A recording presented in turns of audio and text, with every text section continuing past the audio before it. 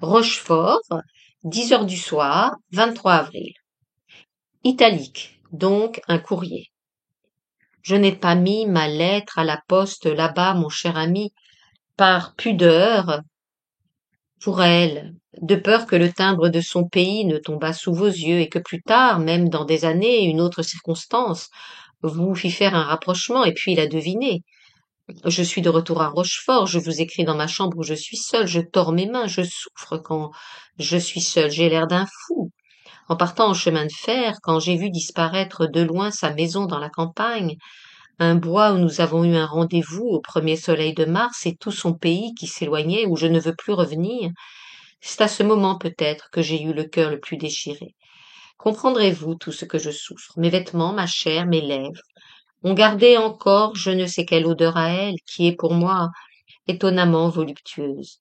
Mais cela s'en va vite, demain ce sera fini. Demain, à tête reposée, j'écrirai longuement à l'Artigue. Voyez-le, je vous prie, et conseillez-moi tous deux. Je suis incapable de songer à cela en ce moment, je m'en moque. À vous, Julien Viau. Suite, italique. Renvoyez-moi ces lettres, je vous prie. Un peu plus tard, j'y tiendrai. Je trouverai une jouissance triste à les lire. Elles me rappelleront plus que tout le reste de ces impressions des adieux qui vont s'effacer, je le sais bien. Et ce sera mon dernier amour. Je voudrais qu'elle fût honnête et heureuse, comme moi je voudrais le devenir. Vous me renverrez ces lettres. Je vous embrasse, Julien Viau. 26 avril, plus 3 jours.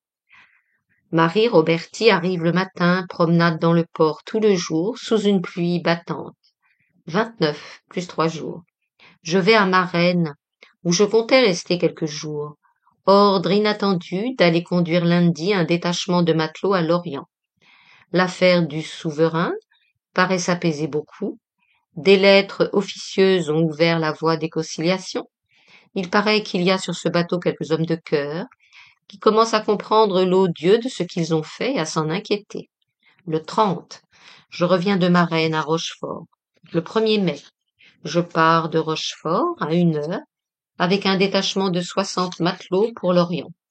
2 heures à passer à Napoléon-Vendée de 5 à 7 du soir. Je les promène en rang par la ville, musique en tête. Une belle soirée de mai, tout le monde aux portes pour nous voir passer. Ce temps délicieux me fait du bien, cette promenade aussi. Un peu de calme se fait en moi. J'étais invitée ce soir même à souper chez madame J. Adam. Cela me peine de n'y pas aller. Arrivé à Nantes à 10 heures, c'est très long de faire coucher mes matelots qui sont un peu gris. 2 mai. Déjeuner avec mon détachement à Auray. Nous arrivons à Lorient à midi. La musique de la division nous attend à la gare. Traverser la ville, musique en tête par un temps splendide. Des gens charmants partout. À 2 heures, je suis en règle avec toutes les autorités et expédié. Retrouver une quantité d'amis. Il y a musique sur les quais. Dîner à l'Hôtel de France, entouré d'amis. Les rêves sombres s'éloignent. Promener sur la Bove. Visite à mademoiselle Julien. Guillier vient m'embrasser à la gare. À 9 heures, je prends le train pour Rosporden. À 10h30, j'arrive à Rosporden où on ne m'attend pas. Une impression très vive de Bretagne. Il y a clair de lune sur les vieilles maisons de granit noir. Des Bretons en costumes magnifiques circulent dans le village. Leurs broderies et leurs paillettes brillent de reflets de lune. On entend de loin les binious, les cornemuses. Je ne veux pas réveiller la femme de Pierre et m'en vais coucher à l'auberge. On m'explique pourquoi tous ces beaux costumes. Il y a une grande noce dans le village. Et demain, on dansera tout le jour, 3 mai. Le son du biniou m'éveille. Je me rappelle que je suis en Bretagne. Un beau soleil entre par ma fenêtre. Je m'habille et m'en vais surprendre Marianne. Elle nous dit que Julien est à se promener sur la route de Concarneau. Nous partons à sa rencontre. Mais une petite fille du village qui m'a vu passer est allée en courant lui dire que son parrain était venu pour le voir. Alors il arrive en courant comme un petit fou.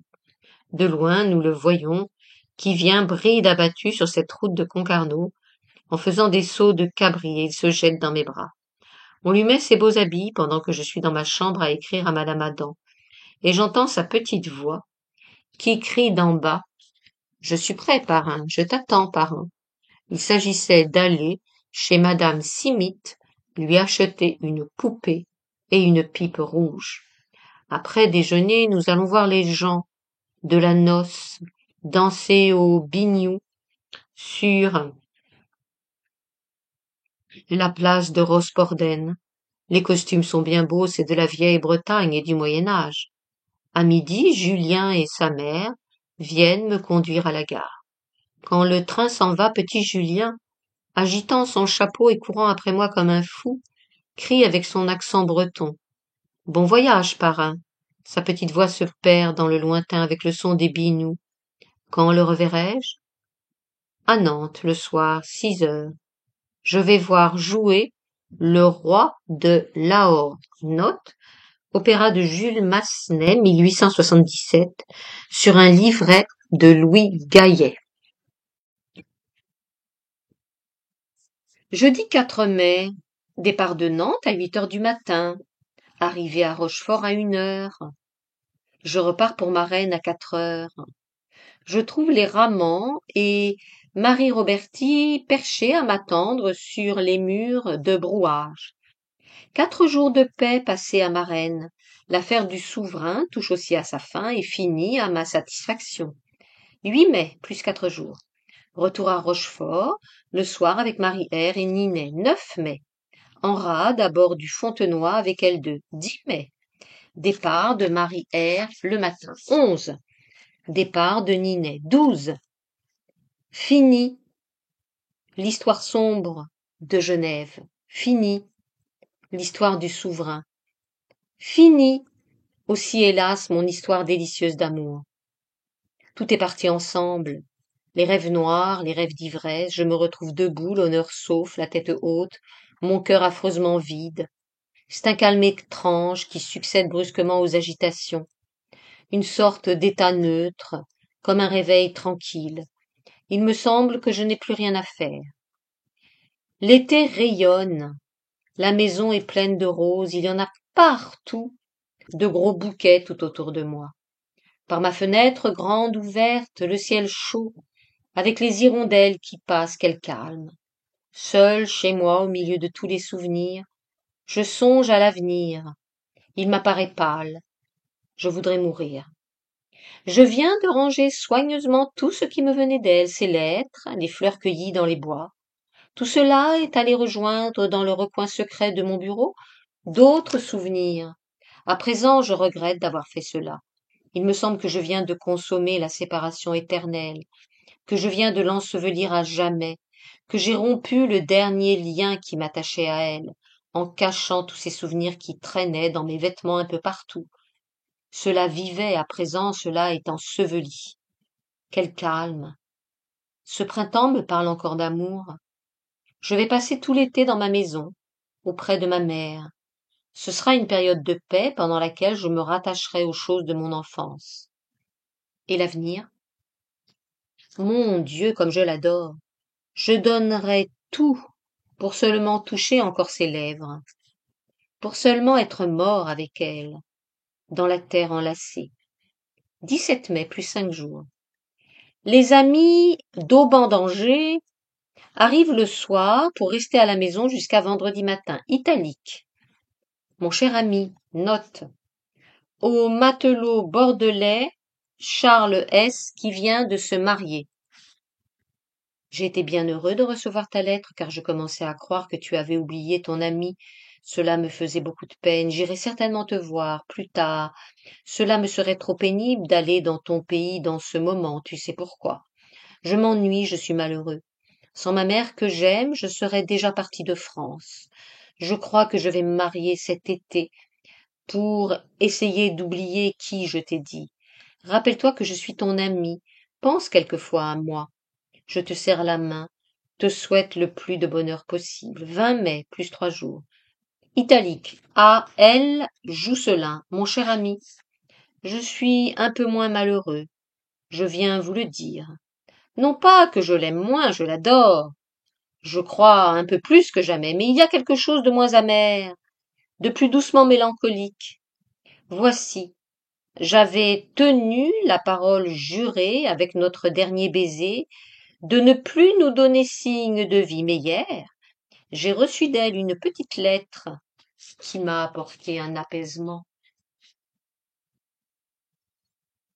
Elle ne me demande rien, ne semble même pas admettre la pensée que nous puissions nous revoir. Je ne sais pas ce qu'elle me veut, et je sens que c'est le trop-plein de son cœur qui a débordé. Je sais que son mari l'aime. De plus, il est suffisamment bien de sa personne, posé, à peine plus âgé que moi, très riche. Dans ces conditions, que peut-elle venir chercher auprès de moi, si ce n'est de l'amour? Sa lettre est sincère. Cette lettre est écrite après 3 semaines de mariage. L'épreuve que je redoutais est faite. Je suis toujours aimée, plus que jamais. J'aurai peut-être toujours ma place dans le souvenir de son cœur. Cela me console. 23 mai, plus 3 jours, italique. À E. Pouvillon. Cher ami, je veux vous envoyer un petit mot avant de quitter le foyer, vous dire combien, entre autres tristesses, je ressens vivement celle de ne pas vous voir, de ne pas vous amener dans l'île, comme disent les bonnes gens d'ici. Je me suis montré à vous sous un mauvais jour en octobre dernier, fatigué au physique, affaissé au moral. Nous nous serions mieux compris et convenus cette fois. Si vous saviez comme cet amour m'a rajeuni. Il m'a fait aussi beaucoup souffrir. Je l'adore tant encore que chaque nuit je me réveille en pensant à elle. Mais je ne veux plus même en reparler, je ne la reverrai plus. J'avais fait pour cet été toutes sortes de beaux projets qui s'en vont à l'eau, entre autres celui de me marier. Je crois que je finirai ma vie sans avoir trouvé le temps d'accomplir cet acte. On déposera sur ma tombe quelques roses blanches. Vous ne connaissez pas ces impressions s'en aller à l'inconnu pour 2 ou 3 ans. Se dire qu'on va peut-être s'acclimater dans des pays nouveaux, aimer, laisser un peu de soi-même, revenir plus déchiré. Ces départs-là, il semble que cela tire un trait sur le passé, que cela éloigne, recule dans la nuit des choses mortes, tout ce qu'on avait vécu antérieurement, que cela obscurcit tous ces souvenirs d'ailleurs qu'on aime encore. Il ne m'était jamais arrivé de rester si longtemps au foyer, depuis que je suis dans la marine. J'y avais pris tout doucement mes habitudes, et il m'est dur d'en partir. C'est dans ces moments-là qu'on sent combien on est attaché à ce foyer de la famille, qu'on a pourtant déserté tant de fois, on range ses papiers, ses souvenirs, comme si on ne devait plus revenir, car il faut songer à la mort possible.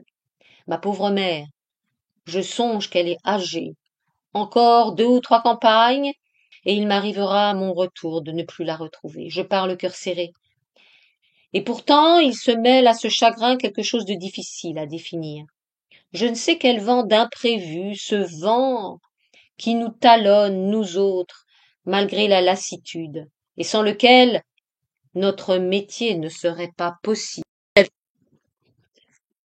Brest, 6 juin, plus 14 jours. Italique. À elle, Jousselin, mon cher ami, il y a plus de 15 jours que je n'ai parlé d'elle à personne et j'ai un besoin fou d'en parler, je ne puis guère en parler qu'à vous. Vous ne la connaissez pas, cela me met comme une barrière. Je n'ai pas un ami qui la connaisse, si ce n'est un brave garçon, simple, heureux, qui ne me comprendrait plus. Pourtant, cela me fait du bien de dire à quelqu'un que je l'aime. C'est tout à l'heure, je suis tombée par hasard, en parcourant un journal sans le comprendre, sur un fait divers où il y avait le nom de son pays, où il était question du chemin qui mène de la ville à la campagne où elle habite. J'ai reçu un grand coup dans le cœur, rien qu'en lisant ce nom, et à présent son image me possède. Je souffre. Vous avez raison. Jamais aucune femme ne m'a jamais fait un mal aussi grand. Ce n'est pas sa faute. D'abord, au début, elle ne m'aimait pas. Elle était surprise, vaincue par la force de mon amour à moi qu'elle avait compris. Elle a toujours été franche. Dès la première heure, elle m'avait dit qu'elle en épouserait un autre, que son mariage était une chose arrêtée, à laquelle je ne changerais rien, que cet amour ne pourrait jamais que me faire souffrir. Et puis, dans cet instant inexprimable où elle s'est abandonnée à moi avec un sourire, que je verrais jusqu'à l'heure de la mort, elle semblait dire « Mon Dieu, puisque je suis déjà perdue pour ce que je vaux, si vous m'aimez tant, si absolument vous le voulez, prenez-moi. » Je n'ai rien à lui reprocher. Elle a été tout ce qu'elle pouvait être. Je voudrais qu'elle devînt honnête et qu'elle fût heureuse. Je suis à Brest, premier de liste. Tous mes projets d'été sont tombés à l'eau. J'avais l'intention de me marier, tant pis. Ce que je sens, c'est que je suis ici, plus loin du Midi, qui est son pays. La Bretagne, que j'aimais tant, me paraît sombre, ne me dit plus rien. J'attends Pouvillon, qui doit venir me tenir compagnie. Il est aussi quelqu'un qui me comprend.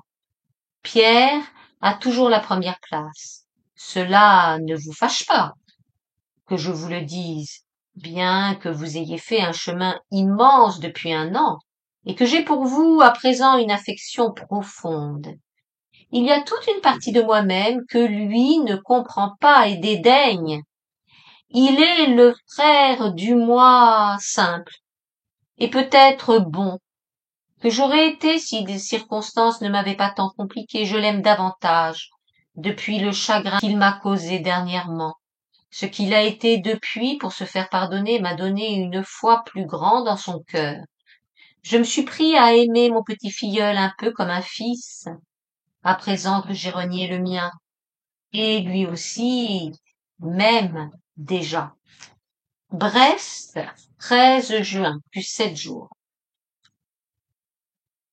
Déjà 15 jours que je suis à Brest, habitant une triste chambre de la Grand-Rue au-dessus du cabaret tenu par madame Daoulas, à la descente des Nantais. Seul, sans amis, sans camarades, loin de tout ce que j'aime, y compris le soleil, le bal, mon Dieu. Tous les jours la pluie, une petite pluie fine, un éternel crépuscule qui pèse comme un suaire. Et c'est à présent que je sens la fatigue extrême de cette période de lutte que je viens de traverser. Je suis comme anéanti, je marche lentement. Il me semble que la vie m'abandonne, j'ai toujours sommeil. Toutes sortes d'images s'agitent autour de moi. C'est une confusion de tous mes souvenirs, de toutes mes souffrances. Je regrette tout ce que je n'ai plus. Elle, d'abord, qui m'a gardé tout ce qui me restait d'amour et de vie. Je regrette ma maison, ma mère. Je comptais passer encore un été près d'elle, peut-être le dernier, et je ne puis prendre mon parti qu'on m'ait exilé ici. Ces étés à la maison, rappelant les étés de mon enfance comme je les aimais, comme j'aurais été heureux qu'on me laissât encore y passer celui-ci. Il me manque mon frère Pierre et le beau soleil de la Méditerranée. Ici, j'ai comme perdu la notion de l'été, tout est sombre. Comme j'aime les étés de mon pays, comme j'aurais été heureux d'aller un peu me reposer à Marennes, à la Limoise, de vivre de cette vie de la famille. C'est seulement quand on en est privé qu'on s'en compte bien, on aime tout cela. J'ai comme le mal du pays, c'est un mal cuisant qui me prend dès le matin. Maintenant, je les compte, les étés qui me restent à passer au foyer avec ma mère. 15 jours que je suis ici attendant un embarquement qui n'arrive pas, commandant la compagnie des canonniers à la division. C'est le 27 mai que j'ai quitté Rochefort. Le 28, par un beau dimanche de Pentecôte, j'ai traversé la Bretagne pour venir ici. Il y avait des pardons dans tous les villages. À Rosporden, par-dessus la barrière de la gare, on m'a fait passer mon petit filleul. Le vieux joueur de cornemuse était là. Vendredi 16 juin, Brest, plus 3 jours. Mon planton m'éveille à 4 heures du matin. Il s'agit d'aller à Toulon, conduire un détachement de 360 matelots, et je pars assez gaiement, heureux d'aller revoir le soleil, d'aller passer 2 jours là-bas au bord de la Méditerranée avec Pierre, et puis 3 ou 4 jours à la maison au retour. Beau temps au départ, les 360 matelots plus ou moins gris, très émoustillés de s'en aller en Égypte, ont du mal à sortir des petites rues de recouvrance. Enfin, à 7 heures, ils sont en chemin de fer au complet.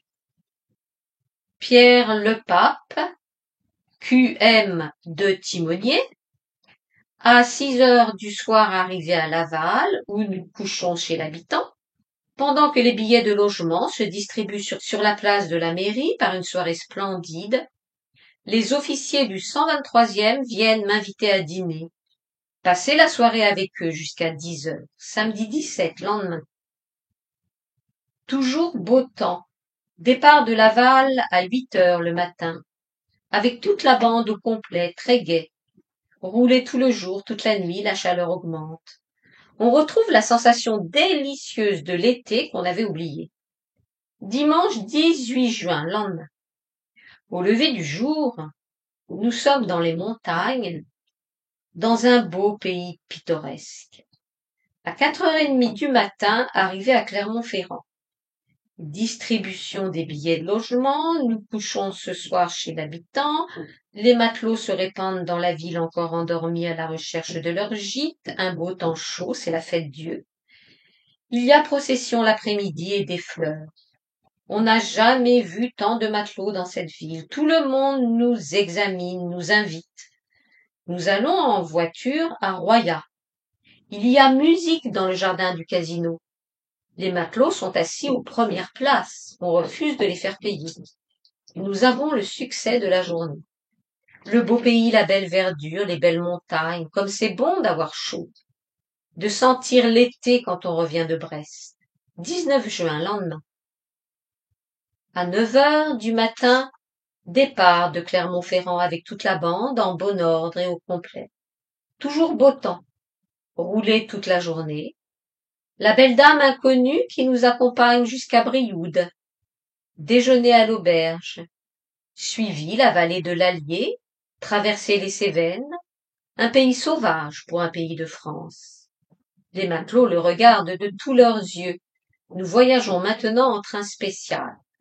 Dans les petits villages où on nous arrête, il se passe des scènes drôles avec les habitants. Rouler toute la nuit, la chaleur augmente.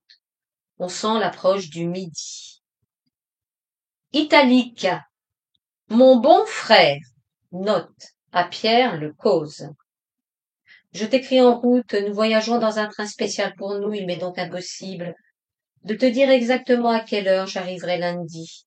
Mais aussitôt arrivé, j'irai avec mon détachement à la division. Je reviendrai ensuite à l'hôtel du Louvre où nous étions quand je suis venu te voir au mois d'octobre dernier. Je prendrai une chambre à 2 lits et je donnerai mon nom en bas, de façon à ce que tu puisses me demander au bureau de l'hôtel. Ensuite, j'irai dîner s'il n'est pas trop tard à notre restaurant habituel sur la place d'Armes. J'espère bien qu'avec tout cela, tu pourras me trouver facilement. Julien. Mardi 20 juin, lendemain. Le jour se lève à Marseille. Rencontrer un détachement de Cherbourg qui se joint au mien. Voici la Méditerranée bleue, les oliviers, les champs d'immortels, Toulon à 9 heures. Un grand soleil, une grande chaleur, un mistral qui se lève, le Friedland est au bassin. Le détachement au complet se met en route pour la division. À la porte de l'arsenal, je trouve Pierre, il a la permission de la journée, chemine à côté de moi jusqu'à la caserne. 1 heure à la division pour régler les papiers de service, et nous revenons en ville, Pierre et moi, en passant par le Friedland. À 11 heures, Jousselin vient nous rejoindre à l'hôtel et nous déjeunons tous les trois à notre pension d'autrefois sur la place d'Armes. Reçu la dépêche annonçant les 1000 francs de Kalman-Lévy. Vers 4 heures, quand je suis en règle avec les autorités maritimes, nous montons en voiture tous les trois pour nous rendre à la villa de Jousselin. Elle est charmante, sa petite villa au bord de la mer Bleue, dans une espèce de vieux petit quartier arabe, entouré de lauriers roses et de cactus. Nous restons à dîner, Pierre et moi. On est bien chez eux. Cela sent bon l'été, la Provence. L'accueil est cordial. Je sais qu'ils m'aiment, ils au pluriel. Et moi aussi, je les aime bien. Le soir, à la nuit venue, je ne peux plus m'arracher de cette petite terrasse. Au-dessous de nous, Il y a des pêcheurs campés dans une tartane, s'arrangeant pour dormir à la belle étoile. La nuit est tiède, pleine de bruissements d'insectes, et je reste là, entre Pierre et Jousselin, regardant cette mer qui s'éteint dans les violets chauds de la nuit, savourant délicieusement ce calme, grisé un peu par cette Méditerranée, par toutes les effluves de ce pays où je me sens vivre autrement qu'ailleurs. Le soir, tard, je m'en retourne à pied à Toulon, avec mon cher Pierre, par la belle nuit étoilée. Nous nous couchons à l'hôtel du Louvre et nous causons longtemps. Je pars demain à 3 heures après-midi, ce sera bien dur de s'en aller. 21 juin, Toulon, lendemain. Je vais au Friedland le matin voir les amis, on me donne sur Pierre des renseignements qui me font du bien, il a l'estime de tout le monde et on me dit qu'en effet, depuis sa punition, il a été exemplaire. Je le trouve changé aussi depuis cette aventure, il est plus doux, plus filial avec moi. J'ai pris la grande décision de ne partir que demain, et je la communique à Pierre, qui est de grand service de compagnie de débarquement, en lui donnant rendez-vous pour le soir. Je déjeune chez Lartigue, qui est devenu un vrai ami depuis l'affaire du souverain. Sa petite femme est charmante, leur maison est mignonne, ils me reçoivent tous deux, un peu comme un frère, et tout ce bonheur de mes amis, toute cette paix qui m'entoure, me donne pourtant le regret le plus déchirant, le sentiment plus amer de ma vie perdue et de ma solitude. Dans l'après-midi, brocante de vieilles tentures Henri II, rue des Savonnières. À 5 heures, Pierre arrive, nous dînons. Ensuite, je lui annonce que nous retournons passer la soirée au quartier de la Mitre. Guillemets. Nous allons encore chez madame Jousselin, dit-il, avec une intonation d'un enfant heureux. Lui aussi s'y est trouvé bien. Nous nous rendons à pied en prenant les petits chemins bordés d'oliviers. À la nuit tombante, nous sommes sur la petite terrasse qui a l'air arabe sous les lauriers roses fleuris. Lartigue et sa femme arrivent après nous, et nous restons très tard à faire de la musique, à chanter les 2 derniers actes des Huguenots. Il est minuit passé quand nous nous mettons en route pour Toulon, les Lartigue, Pierre et moi. 22 juin, lendemain. Pierre rentre à bord à 5 heures, et moi je me prépare à partir. À 10 heures, il revient en bordée déjeuner avec moi. Et puis à 12h30, un peu avant l'appel, il faut nous faire nos adieux. Quand je l'ai quitté, je vais passer 1 heure chez les Lartigue, puis à 3 heures, Jousselin et sa femme viennent me conduire à la gare. Le soir, en passant en chemin de fer, une apparition magnifique de Marseille, éclairée par le soleil couchant, puis tout s'éteint, et on sent que ce n'est pas seulement la nuit qui vient, que c'est aussi le ciel qui change, la Méditerranée qui s'éloigne. Dîner à Arles, passer la nuit en chemin de fer. 23 juin, lendemain. Au lever du jour, en approchant de Bordeaux, je m'éveille avec cette impression terrible que je vais passer près d'elle. Et vite, je regarde si je n'ai pas dépassé le point d'où l'on voit sa maison. J'avais espéré pourtant ne pas m'endormir, mais non. Le jour se lève de bonne heure, le 23 juin.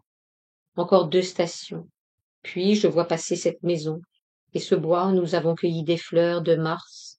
Ce jour où, pour la première fois de ma vie, j'ai compris Baal. À midi, par un temps gris, j'arrive à la maison avec une joie profonde de revenir, d'embrasser ma vieille mère, ma vieille tante. Je trouve la Pouvillon arriver depuis le matin.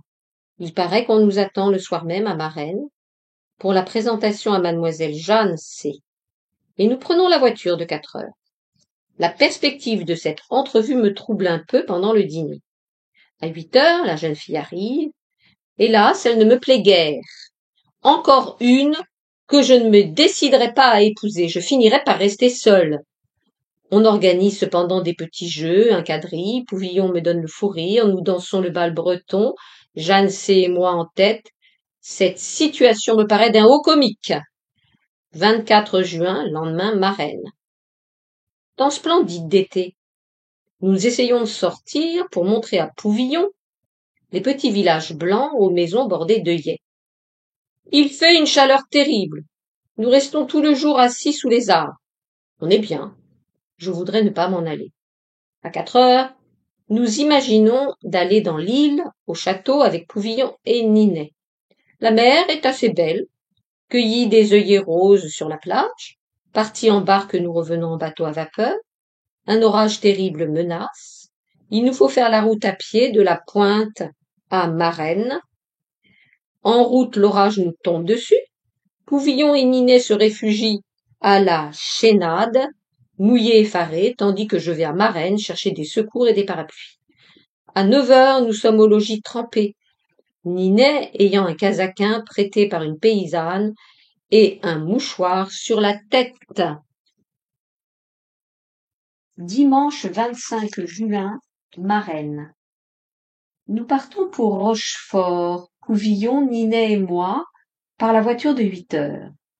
À 1 heure, Pouvillon s'embarque pour Montauban. Note, il prend le train. À la musique, au jardin public avec Ninet en toilette capucine. Après dîner, nous allons, Ninet et moi, promener notre bonne vieille maman Nadine. Hélas, je m'étais figuré que tout l'été encore je pourrais la promener ainsi. Et après-demain, il faudra partir. 26 juin, lendemain, Rochefort. Une dernière journée passée auprès de mes pauvres bonnes vieilles, arranger plusieurs choses dans la maison en compagnie de Ninet. Toujours un beau temps d'été, nous mangeons des cerises tout le jour. Je regrette de partir sans avoir revu la Limoise. 27 juin, lendemain. Je pars à 8 heures du matin, le cœur un peu serré. La soirée au Mans, de 8 heures à midi, a erré par un temps magnifique. Je m'aperçois là que je me suis trompée de date. Je me croyais au 28 et je suis partie un jour trop tôt. J'avais encore un jour à passer à la maison et je l'ai perdu étourdiment. J'ai un vrai chagrin d'avoir gaspillé cette chose précieuse. Mercredi 28 juin. À 9 heures du matin, arrivé à Brest. Retrouver le cabaret de Madame Daoulas, le restaurant, la petite pluie fine et froide, la solitude, le temps gris, le suaire jeté sur toute chose, repris mon service à la division, compagnie des canonniers. Brest, 1er juillet. J'ai intrigué et réussi pour être envoyé à Bordeaux dans quelques jours recevoir un bâtiment construit à l'industrie. Je serai revenu au foyer en passant. Et puis, je serais resté longtemps à Bordeaux, et là, j'aurais été tout près d'elle. Et je sentais comme une force délicieuse, en songeant à ce qui aurait pu advenir.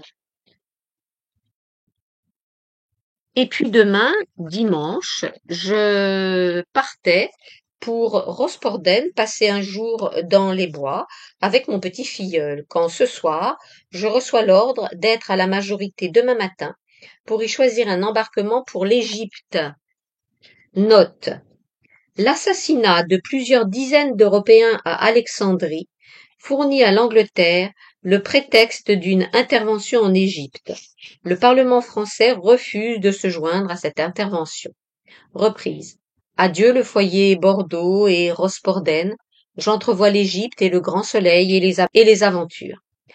2 juillet, lendemain. Hélas, ce n'est plus en Égypte que je dois aller.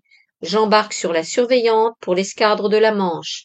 Exilé là pour un temps indéfini, loin du soleil, loin de mon pauvre cher Pierre, loin de tout ce que j'aime. Un grand mouvement dans Brest. On arme tout, on rappelle tous les marins, c'est la guerre dans le Nord. J'aurais voulu au moins la guerre au soleil, celle-là je l'aurais aimée. 2 juillet, italique. Lettre. À Brest. À Madame J. Adam, Madame. J'embarque demain matin sur la Surveillante pour aller je ne sais où. J'ai bien peur que ce ne soit dans la Manche, alors cela achèvera de m'éteindre. Il m'aurait fallu l'escadre d'Égypte et mes amis qui sont là-bas et le soleil. Je ne vaux quelque chose, je ne me sens vivre que dans la Méditerranée. Je suis accablé de service. Je le serai encore bien plus à partir de demain. Inutile de songer à demander seulement 48 heures de permission, dans un pareil moment pour aller jusqu'à vous. On rappelle tous les marins, on nous embarque tous. J'ai besoin de vous écrire une lettre un peu longue ce soir, puisque je suis privé de vous voir. On a trouvé les fleurs d'ennui monotones. C'est un peu le coup de grâce que vous m'envoyez là, madame. Mais vous avez bien fait de me le dire, et du reste je m'y attendais. Alphonse Daudet et Pouvillon avaient trouvé pourtant que c'était là mon meilleur ouvrage. Mais ils ne sont pas le public. En ce moment, je fabrique une petite nouvelle que m'a demandé monsieur Hébrard pour le temps. J'ai, bien après ce roman breton, l'histoire de mon frère Yves, qui serait jolie peut-être, et que je destinais à la revue. Il est fait dans ma tête, mais le courage me manquera pour l'écrire. Jamais je ne saurais imaginer des aventures et bâtir une intrigue. Je ne sais que dévoiler ma nature intime et mon sentiment de la vie. Le public saura vite tout cela par cœur. Il en sera lassé et passera à un autre. Peut-être vous aussi, et alors, ce sera la dernière déception. D'ailleurs, je suis si las de toutes choses que je crois bien que j'ai fini mon métier d'écrivain. Vous me pardonneriez ce grand découragement si vous saviez ce que c'est que ma vie, quels drames intimes, quelles complications, quels déchirements. Je veux à toute force essayer d'en revenir à cette existence simple qui aurait dû être la mienne. Je veux jeter sur le chemin mon passé de roman, me marier à la campagne, avoir des petits-enfants dont je ferais, si possible, des ignorants et des naïfs, de belles plantes saines, ne me ressemblant pas. Voilà le rêve d'avenir auquel j'essaie de me raccrocher. Brest, 13 juillet. Encore 15 jours passés depuis mon retour, 15 jours de froid et de pluie, 15 jours très occupés à l'armement de la surveillante, pour une destination inconnue, peut-être le Levant, l'Égypte, peut-être Quiberon. Grand tapage dans Brest, avec tous ces armements précipités, tous ces matelots inscrits rappelés en masse. En bas, dans le cabaret de madame Daoulas, à la descente des Nantais, au-dessous de ma chambre, on chante toutes les nuits. 14 juillet. Je passe ce jour de fête à Rosporden. On y fête le 14 juillet, comme jadis on fêtait le roi il y a quelque 100 ans. La course, la lutte et les danses au biniou tout le jour sur la vieille place du village. Ciel gris et sombre, les longues chaînes des gavottes bretonnes se poursuivent, s'enlacent et se dénouent des heures durant, au son aigre de la cornemuse, et en dansant il me semble que je suis un peu breton moi aussi. Comme j'aime mon petit filleul, et quel amour d'enfant il est devenu. Je reverrai longtemps sa petite figure, défaisant un paquet que je lui ai apporté de Brest et qui contient un mouton. Avec l'admiration et le bonheur de ses grands yeux noirs, il dit à sa petite cousine. Oh, regarde, Charlotte. Je l'aime et je l'embrasse un peu comme s'il était mon enfant. Si je ne me marie pas, je voudrais l'adopter pour fils, à présent que j'ai renié le mien. 15 juillet, italique à Pouvillon. A. E. Pouvillon. Mon cher ami, je crains de vous avoir écrit hier une singulière petite lettre, pas même affectueuse, que voulez-vous? Les binious sonnaient, et comme je me sentais très breton à ce moment-là, cela me démangeait d'aller sur la place danser les gavottes avec les filles à grandes collerettes blanches. J'ai à vous conter une histoire drôle. Cela commence par manque la suite. Le pardon de Landernau avec de Carfor. Le soir, entrant dans une grande baraque de lutteurs, un de ces hommes en maillot me tend la main et dit « Bonjour, monsieur Berny. » Oui, je le reconnais, lui et tous les autres. C'est la baraque où j'avais fait assaut avec Charles S. en mars dernier, à cette foire méridionale. Ce jour inoubliable où elle m'avait donné rendez-vous pour 3 heures de l'après-midi dans un bois. Ce premier jour tiède du printemps au milieu des fleurettes de mars. Je n'ai jamais tant aimé que ce jour-là, d'un amour terrible et mortel inexprimable. C'est le premier jour où j'ai compris et adoré Baal Zéboub. Journée étrange, la plus étrange et la plus sombre et la plus délicieuse de ma vie, dont le souvenir me fait passer un frisson d'ivresse et de mort. Jamais je ne saurais exprimer avec des mots humains les impressions enivrantes et désolées de cette journée de mars. 15 juillet. Italique lettre. Mon cher ami, la belle Marianne n'a pu me transmettre votre invitation que ce matin. J'étais allé hier dans mon village de Rosporden danser les gavottes au biniou par un beau temps que vous n'aviez pas à Brest. Je compte aller passer la soirée chez vous ce soir, si vous voulez bien. Drouillard et De Saulnes doivent venir aussi. Nous serons au complet et nous pourrons lire la partition du désert, si cela vous va. Note de Félicien David Le Désert. Bien vôtre, Julien Viau. Surveillante, 26 juillet, plus 10 jours. Italique à Émile Pouvillon. Nous sommes en rade depuis hier et du coup nous avons pris physionomie de bateau. Cela change absolument le genre d'existence et j'en suis heureux. J'ai retrouvé avec joie cette vie de bord qui en somme est ma vie normale à moi et qu'il me faudrait des pages et des pages pour arriver à vous faire un peu comprendre. Nous habitons au milieu de cette rade qui s'était faite bleue pour vous une fois au hasard. Elle l'est aussi depuis hier. C'est notre première vraie journée d'été un peu tiède et ensoleillée, presque un temps méditerranéen. Je suis sous le charme de cette chose rare et j'essaie de me figurer un peu de levant. Voici notre escadre à peu près constituée. Mais où irons-nous? Partirons-nous seulement? Impossible de rien prévoir. J'ai une charmante petite chambre à laquelle je me suis amusée à donner un faux air Moyen-Âge avec des fleurs de lys et des blasons séditieux sur les murs. Note, séditieux en quoi? Par rapport à la marine nationale républicaine? Point d'interrogation. Reprise. Et des blasons séditieux sur les murs, tenture vieille or et gros bouquets de bruyère de Rosporden. Je vais être très occupée pendant quelques jours. Faire de la vie militaire à l'excès, cela ne m'ennuie pas. Et cela a été souvent ma sauvegarde et mon salut. J'en retire un grand bien-être physique. Et puis, je pense moins. Je vous écris le soir, une vraie soirée d'été, une brise tiède de mer qui m'arrive par mon sabord, ouvert sur Brest très lointain. Les 1000 petits bruits familiers de la vie à bord, sifflets, appels, cloches, tout cela m'apporte un tas de souvenirs de partout. Songez donc, il y avait 15 mois que j'étais à terre, depuis que nous nous connaissons, et c'était trop. Jamais depuis mon enfance, je n'y avais fait un si long séjour. 29 juillet plus 3 jours. Nous sortons du port de Brest pour aller en rade par grand vent de nord très froid. Quart de 4 à 8 heures du soir, manœuvre, grand train maritime. 30 juillet, lendemain. La surveillante, rentrée à Brest hier au soir, samedi, après 3 journées de bon soleil et de vent, passée à l'Oberlach.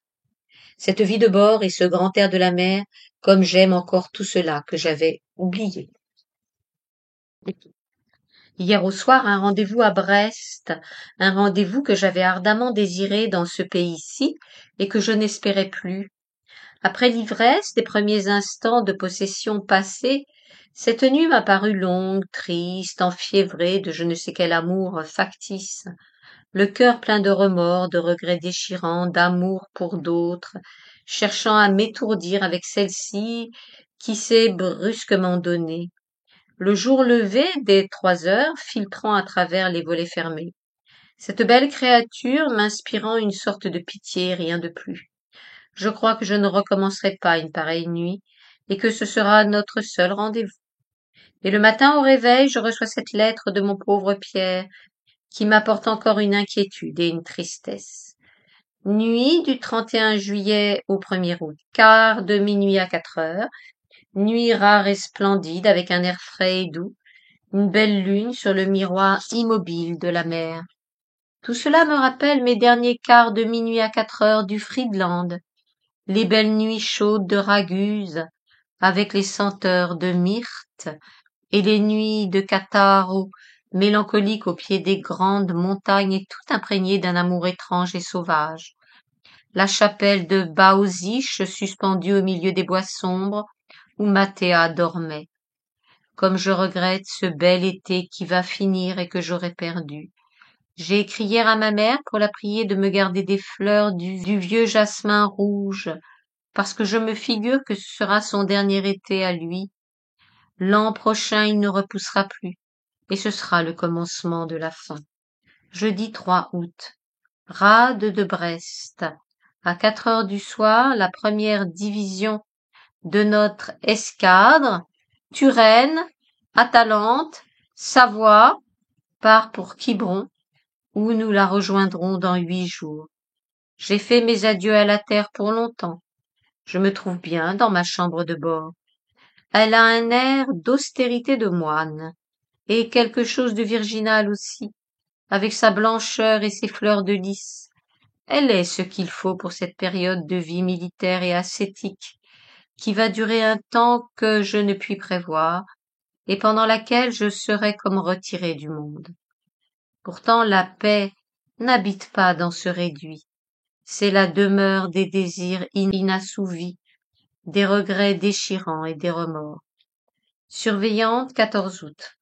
Encore 15 jours de vie très militaire qui viennent de passer assez vite, en rade de Brest, par un temps d'été presque beau.